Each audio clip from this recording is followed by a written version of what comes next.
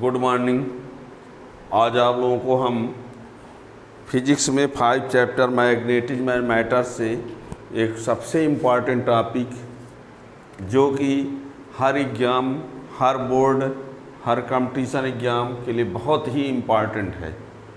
ठीक है, तो उस टॉपिक को आप लोगों को हम पढ़ाएंगे, है ना। आज आप लोग उसको स्टार्ट से लास्ट तक देखेंगे तो सब बात समझ में आ जाएगी। उससे क्वेश्चन हमेशा बनता रहता है, इसलिए जो चैनल में नए होंगे तो चैनल को सब्सक्राइब कर लेंगे, तो इस प्रकार आने वाले नए टॉपिक का वीडियो जो भी बनेगा उसका नोटिफिकेशन मिलता रहेगा। तो आज का टॉपिक है कि जो क्लासिफिकेशन ऑफ मटेरियल से है ना, on the basis of magnetic behaviour. Classification of material on the basis of magnetic behaviour. Faraday ने अपने एक्सपेरिमेंट में ये बताया था, फैराडे ने अपने एक्सपेरिमेंट से ये बताया कि पूरे यूनिवर्स में जितने भी मटेरियल होते हैं उन सब में मैग्नेट का कुछ न कुछ इफेक्ट अवश्य पड़ता है। कुछ मटेरियल ऐसे होते हैं जो मैग्नेट से रिपल होते हैं, कुछ मटेरियल ऐसे होते हैं जो मैग्नेट से अट्रैक्ट होते हैं, कुछ ऐसे होते हैं जो स्ट्रांग मैग्नेट से अट्रैक्ट रिपल होते हैं, कुछ होते हैं जो वीक से भी अट्रैक्ट रिपल हो जाते हैं, कुछ ऐसे होते हैं जिसमें अट्रैक्शन रिपल्सन बहुत कम होता है, पर होता है, पता चलता नहीं, डिटेक्टर से पता चलता है। तो इस बेस पर पूरे यूनिवर्स में जितने भी मटेरियल हैं उनको 3 पार्ट में डिवाइड किया गया, और वो 3 पार्ट जो हैं वो कौन कौन से, उनका नाम क्या क्या है। तो एक होता है डाई मैग्नेटिक मटेरियल, एक होता है पैरामैग्नेटिक मटेरियल, और तीसरा होता है फेरोमैग्नेटिक मटेरियल। ठीक है ना। कोई भी यूनिवर्स में किसी की बात करेंगे तो वो इन तीनों में से किसी न किसी में आएगा ही। ठीक है, तो यानी on the basis of magnetic behaviour substances are classified या डिवाइडेड इनटू 3 कैटेगरी। ठीक है ना। और उनमें कौन कौन है, डाई मैग्नेटिक, पैरामैग्नेटिक, फेरोमैग्नेटिक, और वही आज हम इन सबको बताएंगे, तीनों को। ठीक है ना। लिखे दे रहे हैं classification of material on the basis of magnetic behaviour. ठीक है ना। Classification of material on the basis of magnetic behaviour. तो इसके आधार पर मैग्नेटिक मटेरियल को हमने कहा कि 3 पार्ट में डिवाइड किया गया है, और उन 3 पार्ट में से एक है डाई मैग्नेटिक, और दूसरा है पैरामैग्नेटिक, और तीसरा है फेरोमैग्नेटिक। ठीक है ना। Diamagnetic material, paramagnetic material, ferromagnetic material. ठीक है, लिख देना मटेरियल, है ना। यही उसमें भी, इसमें भी, इसमें सब में। अब हम एक में एक पूरा समझते जाइए, तीनों को एक साथ हम बताए दे रहे हैं। ठीक है ना। तो देखिए, जो डाई मैग्नेटिक, एक बार सबको सुन लीजिए, सबको तो और अच्छा रहेगा, फिर लिखना तो है ये है। ठीक है। डाई मैग्नेटिक मटेरियल वो होते हैं, डाई मैग्नेटिक मटेरियल वो मटेरियल होते हैं जो स्ट्रांग मैग्नेट से क्या होते हैं, रिपल होते हैं। डाई मैग्नेटिक मटेरियल वो होंगे जो स्ट्रांग मैग्नेट से क्या होंगे, रिपल होंगे। और पैरामैग्नेटिक वो मटेरियल होंगे जो स्ट्रांग मैग्नेट से अट्रैक्ट होंगे। और जो फेरोमैग्नेटिक मटेरियल वो होंगे जो वीक मैग्नेट से भी अट्रैक्ट हो जाएंगे। इसके बारे में तो आपको बता दें, जो इसमें होगा वो इसमें फास्टली होगा, है ना। इसका डिफरेंस है, और इसमें इसके जैसे ही होता है। ठीक है ना। सब कुछ फास्टली होगा, स्ट्रांगली होगा, ये कह सकते हो। ठीक है ना। तो diamagnetic substance, this substance attracted by magnet, these substances are repelled by strong magnet, these materials are attracted by strong magnet and these materials are attracted by weak magnet। ठीक है, क्या क्लियर हुआ? ये strong magnet से ripple, ये strong magnet से attract, और ये वीक मैग्नेट से भी अट्रैक्ट होते हैं, तो स्ट्रांग में तो होंगे ही। ठीक है। दूसरा, इन मटेरियल को, यदि इन मटेरियल को हम किसी मैग्नेटिक फील्ड में रखेंगे, इस मटेरियल को किसी मैग्नेटिक फील्ड में रखेंगे, तो ये मैग्नेटिक फील्ड के अपोजिट डायरेक्शन में मैग्नेटाइज्ड हो जाते हैं, मतलब उसमें भी मैग्नेटिक प्रॉपर्टी आ जाती है, और ये भी मैग्नेटिक फील्ड की डायरेक्शन में मैग्नेटाइज्ड होंगे ये भी। ठीक है। इनको फ्रीली सस्पेंड करेंगे तो मैग्नेटिक फील्ड में, तो ये पैरेलल हो, परपेंडिकुलर होंगे। इनको मैग्नेटिक फील्ड में फ्रीली सस्पेंड करेंगे तो परपेंडिकुलर, ये पैरेलल, और ये भी क्या होंगे? पैरेलल होंगे। ठीक है, ये भी ठीक हो गया। अब फिर क्या होता है, ये वाले जो मटेरियल होते हैं, ये वाले जो मटेरियल होते हैं वो स्ट्रांग मैग्नेटिक फील्ड से वीक की तरफ भागते हैं, है ना। जैसे कोई एक स्ट्रांग मैग्नेट है, एक मैग्नेटिक फील्ड है, एक वीक मैग्नेटिक फील्ड है एक साइड में। अब बीच में यदि मैग्नेटिक मटेरियल, ये वाला मटेरियल रख दिया जाए तो ये स्ट्रांग से वीक की तरफ जाएंगे। स्ट्रांग से किधर जाएंगे? ये वाले मटेरियल। हमने ये कहा कि यदि एक स्ट्रांग फील्ड है, एक वीक फील्ड है, बीच में इनको रख दे तो ये मटेरियल जो होंगे वो स्ट्रांग से किधर जाएंगे? वीक की तरफ। जबकि ये वाले क्या होंगे? वीक से स्ट्रांग की तरफ, और ये भी वीक से स्ट्रांग की तरफ फास्टली। ठीक है। फिर क्या होता है, यदि यू शेप ट्यूब में, यू शेप की एक ट्यूब ले ली जाए, यू शेप की ट्यूब ले ली जाए, ऐसा बोल रहे हैं, और इसमें मैग्नेटिक मटेरियल रख दें, ये वाला, और इसके एक फील्ड, एक आर्म को मैग्नेटिक फील्ड में रखेंगे तो ये लिक्विड नीचे आ जाएगी। ये क्या हो जाएगा? नीचे। इधर क्या हो जाएगा? ऊपर। और ये वाला इसी का जस्ट उल्टा होगा, ये वाला इसका क्या होगा? जस्ट उल्टा। और ये इसका तो लिक्विड वाला एग्जाम्पल ही नहीं है। ठीक है ना। तो ये हो गया, इसमें लिक्विड नीचे आएगा, इसमें लिक्विड ऊपर जाएगा, और इसमें लिक्विड वाला कोई एग्जाम्पल ही नहीं है। मतलब ये जान लो कि जितने भी मटेरियल इन्वर्स में है तो लिक्विड वाला कोई नहीं है जो कि फेरो में आएगा, वो इसमें होगा अथवा इसमें होगा। ठीक है ना। फिर ये बता दें, जो डाई मैग्नेटिक मटेरियल होता है उसकी रिलेटिव मैग्नेटिक परमिबिलिटी, एक रिलेटिव मैग्नेटिक परमिबिलिटी होता है, उसको म्यू आर से इंडिकेट करते हैं। तो ये रिलेटिव मैग्नेटिक परमिबिलिटी जो होता है स्लाइटली लेस देन 1 होता है, एक से थोड़ा कम होता है, स्लाइटली लेस देन 1, और ये स्लाइटली लेस ग्रेटर देन 1, और ये मोर ग्रेटर होता है। क्या कहा हमने? ये एक से थोड़ा कम होता है, और ये एक से ज़्यादा होता है, और ये बहुत ज़्यादा होता है एक से, यानी जो बहुत ज़्यादा, ग्रेटर बोलिए इसको। ठीक है ना। अब फिर एक रिलेशन होता है chi equal to mu r minus 1, ये इसको बोलते हैं मैग्नेटिक सस्पेक्टिबिलिटी। बताओ, म्यू आर एक से कम होगा, जब ये एक से कम होगा तो एक से कम में -1 करेंगे तो इसकी जो वैल्यू आएगी वो क्या आएगी? निगेटिव आएगी। और इसमें इसी का जस्ट उल्टा होगा तो इसकी वैल्यू जो आएगी वो किस में आएगी? और ये क्या हो जाएगी? मोर पॉजिटिव। क्या होगा? मोर पॉजिटिव होगा। ठीक है ना।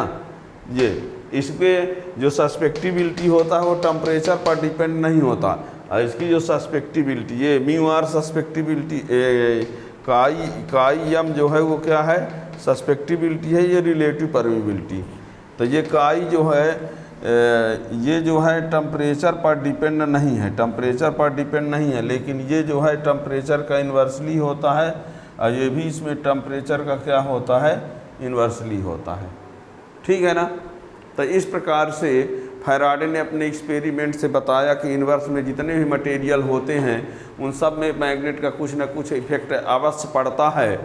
तो इसके बेस पर मटेरियल को 3 पार्ट में डिवाइड किया गया, और उन 3 पार्ट में हमने बताया कि पहला जो है वो डाई मैग्नेटिक, दूसरा पैरामैग्नेटिक, और फिर फेरोमैग्नेटिक। ठीक है ना। तो ये इनके बारे में तीनों की अलग अलग हम डिफिनेशन चाहे मान लो या प्रॉपर्टी मान लो, है ना, सब कुछ एक साथ है बताए दे रहे हैं। ठीक है ना। तो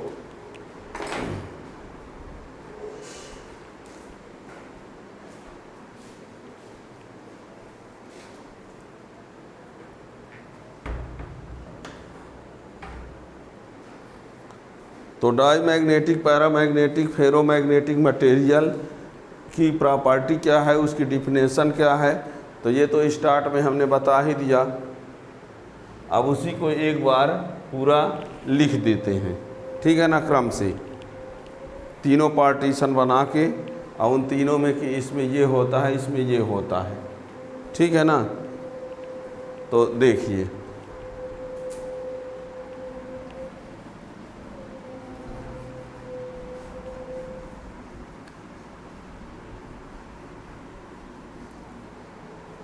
यहाँ पर पहला number, these substance are repelled by strong magnet. इसमें लिख देंगे these substance are attract by strong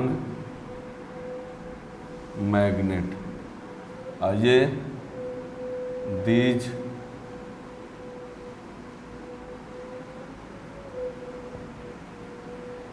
substance are attract by weak magnet, या फास्टली अट्रैक्ट बाई मैग्नेट कह सकते हो। यानी जब वीक से हो जाता है तो स्ट्रांग से तो होगा ही, ये ना सोचिए कि वीक है भर में, है ना।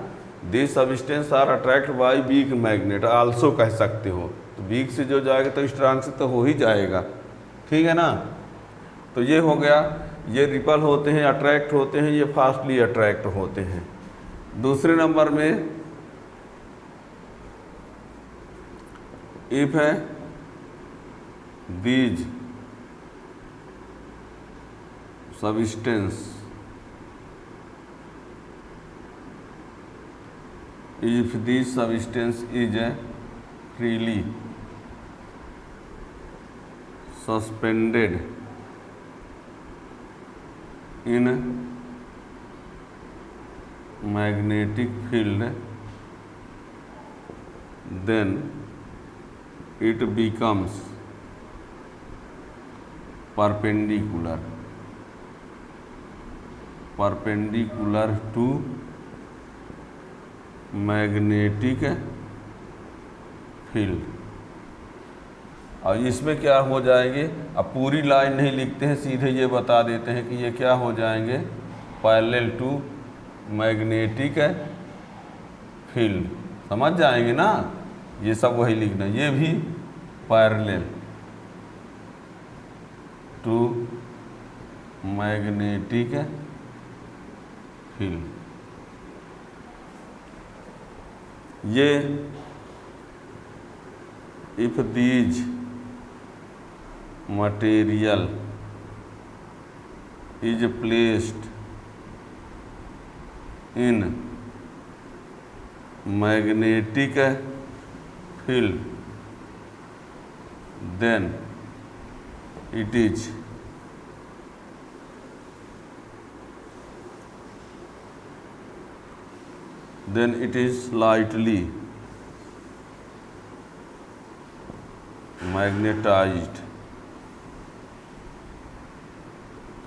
slightly magnetized opposite to the magnetic field। यदि इन मटेरियल को हम मैग्नेटिक फील्ड में रखेंगे तो मैग्नेटिक फील्ड के अपोजिट डायरेक्शन में थोड़ा सा मैग्नेटाइज्ड हो जाते हैं, है ना। और ये क्या होंगे, स्लाइटली मैग्नेटाइज्ड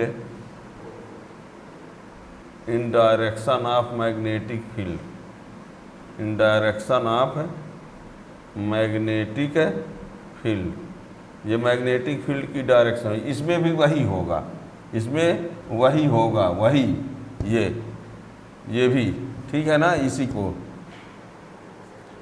अब फिर क्या कहा हमने, if these materials U shape की ट्यूब में ये मटेरियल को फिल कर दिया जाए और मैग्नेटिक फील्ड रखा जाए तो क्या हो जाए, डिप्रेस होगा, ये राइज होगा, ये भी राइज होगा। इसका तो एग्जाम्पल ही नहीं है ना। और हमने ये बताया है कि ये मटेरियल जो होते हैं वो स्ट्रांग मैग्नेटिक फील्ड से वीक की ओर मूव करते हैं। These material move from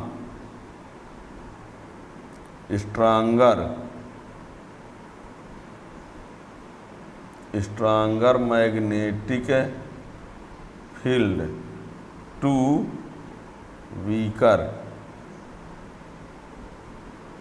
magnetic field.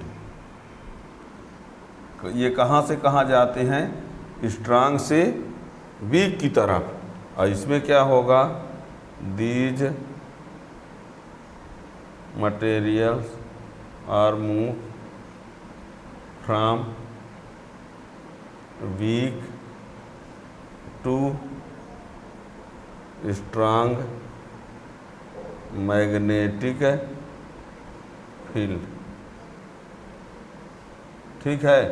ये भी यही होंगे, जो इसमें होता वही इसमें भी होगा, ठीक है। These material move from weaker to stronger magnetic field, इसमें भी, ठीक। अब ये 5वें पॉइंट में देखिए क्या होगा,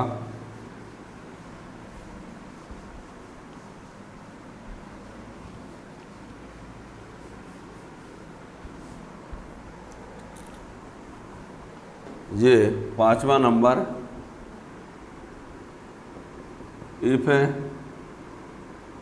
if diamagnetic liquid is filled in U-shaped tube and one arm of tube is placed in magnetic field.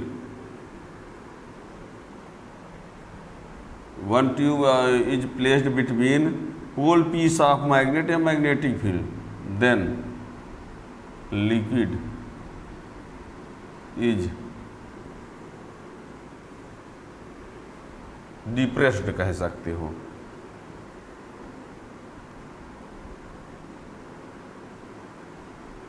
Depressed मतलब नीचे आ जाएगा, ऐसा हम ये कह रहे हैं कि जैसे ये है ना ऐसे, और यहाँ यन है, यहाँ यस, मैग्नेटिक फील्ड में इसको रखे तो इसमें लिक्विड का जो लेवल होगा वो नीचे रहेगा। ये देखो नीचे इसमें यस, और इस वाले में क्या होगा, यह if paramagnetic material is field in U shape tube, तो इसमें क्या होगा, लिखवाओ ना, समझ जाओ ये।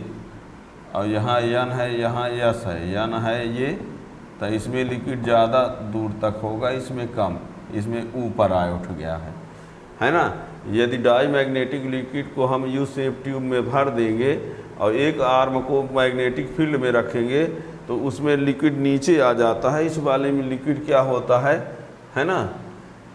और इसमें क्या है, नो एग्जाम्पल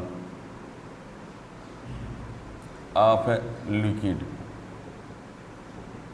लिक्विड का कोई एग्जाम्पल है नहीं है इसमें। इसमें फेरोमैग्नेटिक लिक्विड होता ही नहीं है, और जब फेरोमैग्नेटिक लिक्विड होता ही नहीं है तो क्या यूट्यूब में कैसे भरेंगे, ठीक है ना। तो ये अब 6 नंबर में देखिए, the relative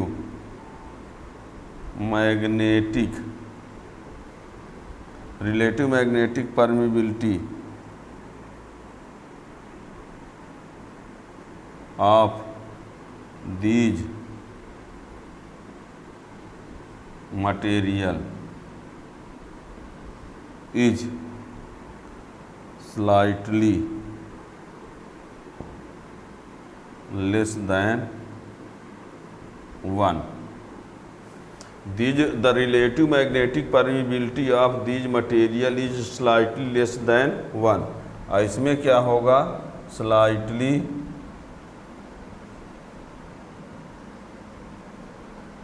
greater than 1. more greater than, इसमें more greater, बहुत ज़्यादा। इसमें जो होता है, इसमें मैग्नेटिक परमिबिलिटी ऑफ मटेरियल जो मैग्नेटिक परमिबिलिटी, इस मटेरियल का मैग्नेटिक परमिबिलिटी जो होता है ये TH दीज है, TH, हाँ। तो इसका रिलेटिव मैग्नेटिक परमिबिलिटी जो है एक से क्या होता है? कम होता है, और इसका एक से ज़्यादा होता है। इसमें बहुत ज़्यादा होता है ना, मोर ग्रेटर, ठीक है ना। अब इसमें एक रिलेशन है,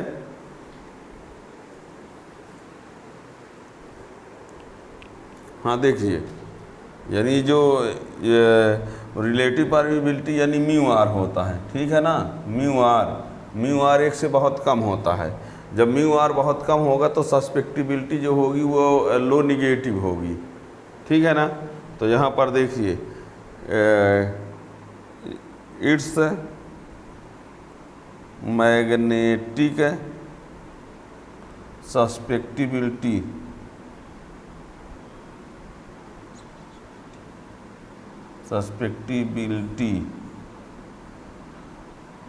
its magnetic susceptibility is low but negative, और इसमें क्या होगा? लो बट पॉजिटिव, और इसमें मोर पॉजिटिव। क्या कहा? इट्स मैग्नेटिक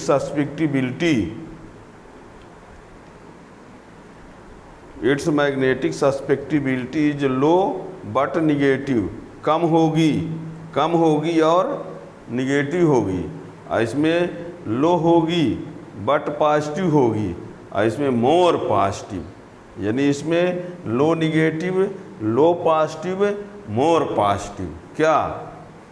सस्पेक्टिबिलिटी काई, ये है ना, इसमें म्यू आर है, ये रिलेटिव मैग्नेटिक परमिबिलिटी है, ये सस्पेक्टिबिलिटी काई। काई इज लो बट निगेटिव, और काई is but low but positive, और इसकी जो काई होती है मोर पॉजिटिव होती है, ठीक है ना। अब 8वें नंबर पर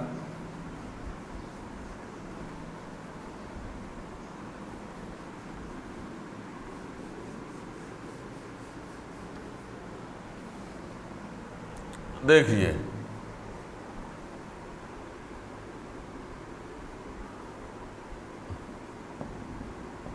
it's magnetic susceptibility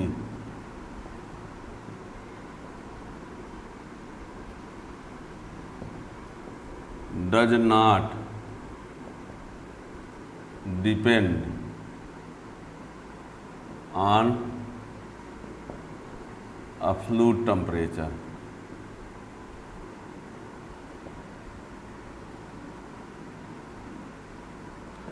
Its magnetic susceptibility does not depend on absolute temperature.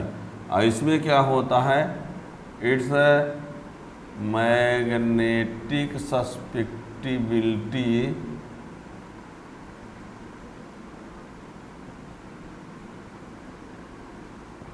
is inversely proportional to absolute temperature, that is chi proportional 1/T। इसमें भी यही होता है, ये हमने कहा ना, जो इसमें होता है वही इसमें भी होता है, यानी इसका जो सस्पेक्टिबिलिटी है टेम्परेचर पर डिपेंड नहीं है और इसकी सस्पेक्टिबिलिटी टेम्परेचर पर डिपेंड है, ठीक है ना। और इसमें ये बता दें, इसमें सॉलिड, लिक्विड, यानी सॉलिड, लिक्विड, गैस, ये तीनों हो सकते हैं। सॉलिड, लिक्विड, गैस, इसमें भी सॉलिड, लिक्विड, गैस, लेकिन इसमें ओनली सॉलिड, ठीक है ना। इसमें सॉलिड, लिक्विड, गैस तीनों हो सकते हैं, इसमें सॉलिड, लिक्विड, गैस तीनों, इसमें ओनली क्या होता है, सॉलिड होता है। और इसमें ये बता दें number of electron, number of electron इसमें क्या होता है, odd,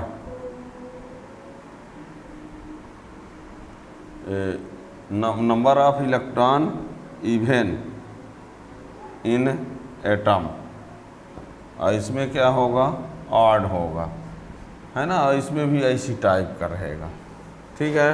number of electron even in atom, atom और मॉलिक्यूल्स, एटम और मॉलिक्यूल्स, और इसमें भी वही, ठीक है ना। तो ये याद रखिएगा।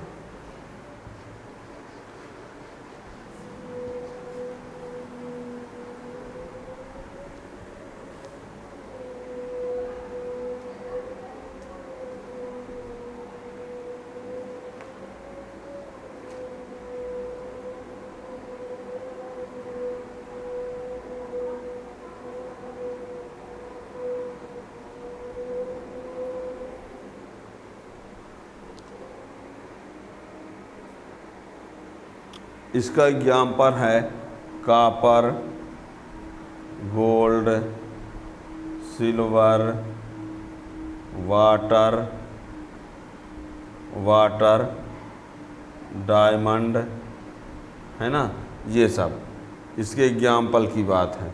इसमें एल्युमिनियम है, बिस्मथ है ना, एल्युमिनियम, बिस्मथ, ऑक्सीजन, ये, ठीक।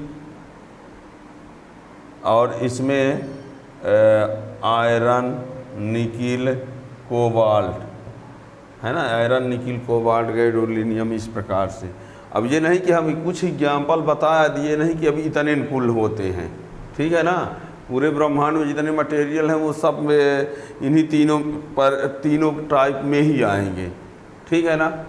तो ये आप लोग इसको यदि याद रख लेंगे तो आपको हमेशा इससे क्वेश्चन कभी कभी जितने प्रॉपर्टी बताए हैं उन प्रॉपर्टी के बेस पर आप लोगों से नीट जेई तक में भी क्वेश्चन बन जाते हैं, ठीक है।